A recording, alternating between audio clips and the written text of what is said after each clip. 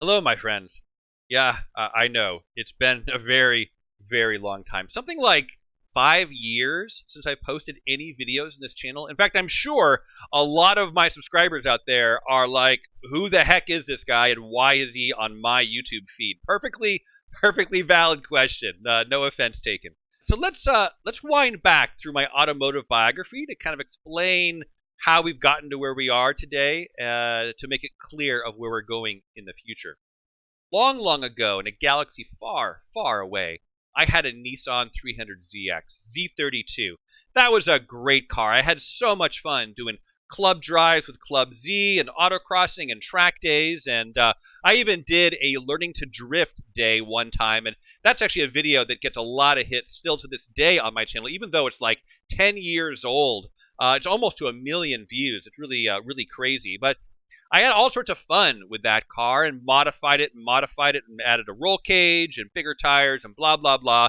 Ultimately, actually ripped the motor out and turboed it, and it was stupid fast until I blew it up at Thunderhill Raceway. Afterwards, I did actually rebuild it, but I never really had, honestly, the time and money to try to put on a local SCCA racing campaign with it again. So eventually I sold it, and it left my automotive life.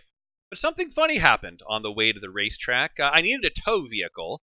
My first one was a Nissan Murano, which was a good vehicle. But I had a lot of fun with it going out to the Mojave deserts of California, Joshua Tree, Death Valley, that kind of territory, and roaming around the desert trails, searching for ghost towns and gold mines and that kind of stuff. And it was so much fun. And the Murano really wasn't the right vehicle for that kind of thing. So at one point, I decided I actually need more truck in my life. So the Murano went, and I got my first Nissan Pathfinder, an R51 V6, and then I put a supercharger on it from Stillen. The Super Pathfinder video where I put on that supercharger is actually another one of the really highly viewed videos on my channel. And that thing was just crazy fast, like 400 horsepower, super fast, very fun. But eventually, I actually had, what happened was the precat shattered and plugged up the main catalytic converter, rendering the truck basically undrivable while I was in Death Valley with my kids. And that was kind of uncool. I literally had to tow it home from Death Valley.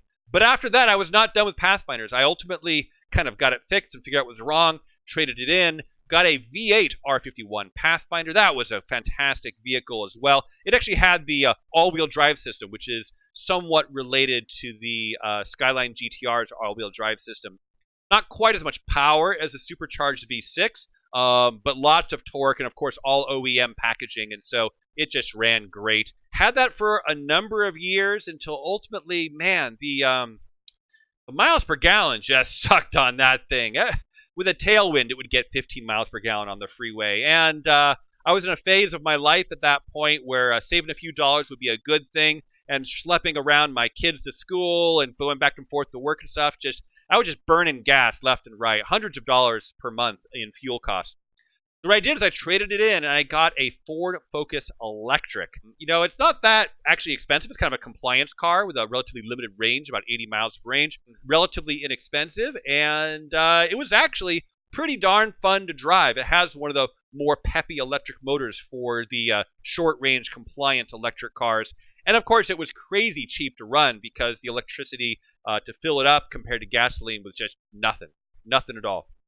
So while I had that Ford Focus Electric, I saved my pennies and I saved my dimes and I saved up. I wanted the ultimate Uber off-roading, road tripping, partially electric supermobile. And that was going to be a Volvo, either an XC60 or an XC90. I was back and forth for a long time. Finally settled on the XC60, the T8 with a plug-in hybrid system. I can do my little errands around town on full electric mode. On long road trips, it gets 25 to 30 miles per gallon. It does 4.9 seconds 0 to 60. For long road trips, it is just absolutely a dream with its autopilot system. And it is just such a beautiful, comfortable interior. It's a pleasure. It's an absolute amazing machine. But something else funny happened while I had that Ford Focus Electric. So Monica, my dear girl, for basically the whole time that I've known her, she had this Prius. which was the most boring car in the world to drive. Yes, very practical, very fuel efficient, whatever, but it was like driving a sofa. I mean, it was pathetically boring. And honestly, not very. I'm a very tall guy, and I don't really fit in it very well for longer road trips. It was rather uncomfortable for longer durations. Well, it's a funny thing. So my job transitioned, and I started taking the train to work. And so my Ford Focus Electric and its 3-year lease was just sitting at home. And so she started driving my car, which of course had a carpool lane sticker. And so that was fantastic for her commuting back and forth to work. And she loved the performance. It squatted low and stuck to the ground. It had instant torque and acceleration. She had a great time with it.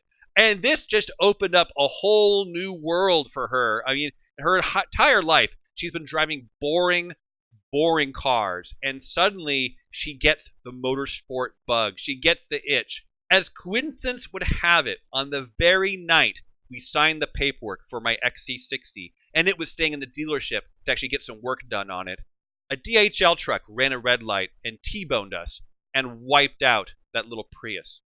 We're fine, but the Prius was gone.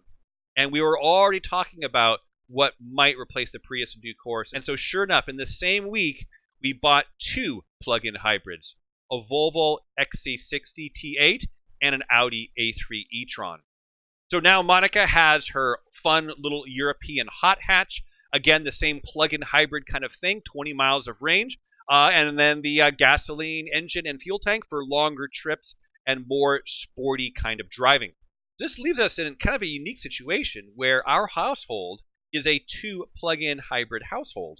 So what we're going to do is we're going to enjoy and explore the corners of motorsport life, from autocrossing to track days to road trips to off-roading to, actually, we're even kind of talking recently about the Bonneville Salt Flats and the Silver State Classic. We're going to do everything and see how these plug-in hybrids handle. Is my Swedish-designed, Chinese-made XC60 going to hold up to off-roading and that sort of abuse?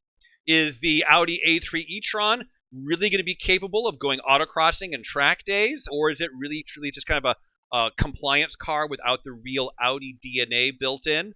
We're going to find out, folks, and stick around.